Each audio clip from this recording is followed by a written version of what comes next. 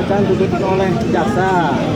Jadi jaksa menuntut seorang Faris RM dengan tuntutan 6 tahun penjara.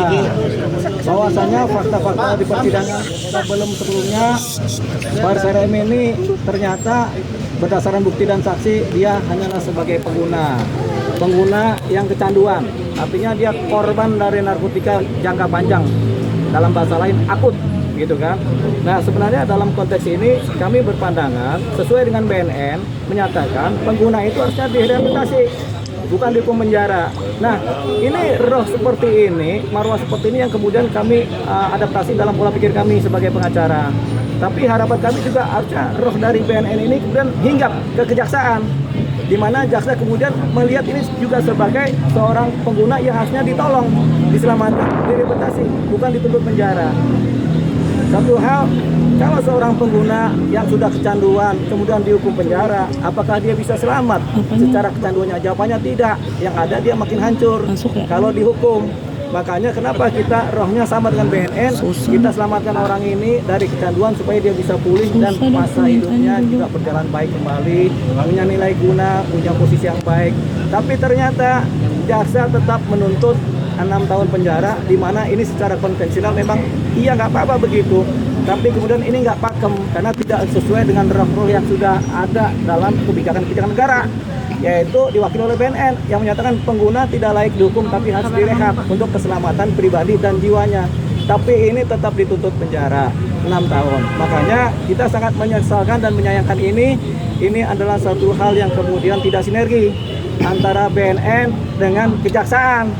Nah, yang harus dirubah yang mana? Pola pikir ini dulu yang dirubah supaya kejaksaan jangan konvensional. Harus ada terobosan-terobosan progresif di mana merubah pola pikir juga dalam penuntutan. Jangan mengikuti pakem-pakem yang sudah konvensional, yang sudah usang. Bahwasanya seorang Faris RM sudah usang kalau dia dituntut sebagai pengedar karena nggak ada di sebagai pengedar. Nah, pakem yang baru adalah seorang pengedar harus dituntut dan dihukum, tapi seorang pengguna harus diselamatkan. Jangan dibikin hancur hidupnya.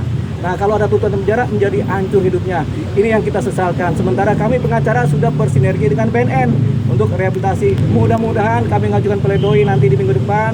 Seorang Faris RM juga mengajukan pledoi pribadi dan mudah-mudahan hakim majelis punya sinergi yang sama dengan BNN, dengan pola pikir yang sama, pola pikir yang paling baru, tidak konvensional lagi, tidak mengandalkan buku-buku lagi yang sudah lama, yang sudah berubah.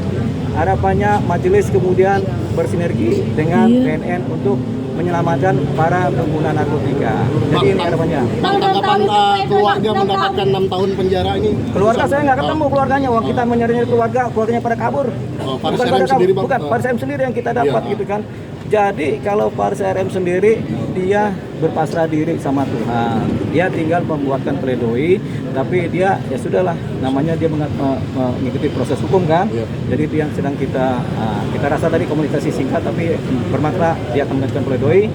Kami juga pengacara mengajukan pledoi. Dan satu lagi, di luar proses hukum yang formal di persidangan ini, kami akan mengajukan abolisi terhadap seorang Faris RM atau amnesti atau abolisi atau apalah namanya, yang dimana seharusnya dia yang mendapatkan abolisi dan amnesti, bukan koruptor. Kan kemarin kan dapat abolisi amnesti dan koruptor, nggak tahu dasarnya apa, kita juga nggak tahu, tapi mereka dalam perkara korupsi kan, tapi dapat abolisi dan amnesti. Makanya kita yang harusnya dapat amnesti abolisi sebenarnya orang-orang seperti Faris RM ini sebagai korban, sebagai pengguna narkotika, itu harus diabolisi. Makanya kita mengajukan surat permohonan abolisi kepada Presiden Prabowo Subianto supaya ini yang harusnya abolisi, bukan koruptor. Kalau koruptor itu rasa keadilan kita hancur.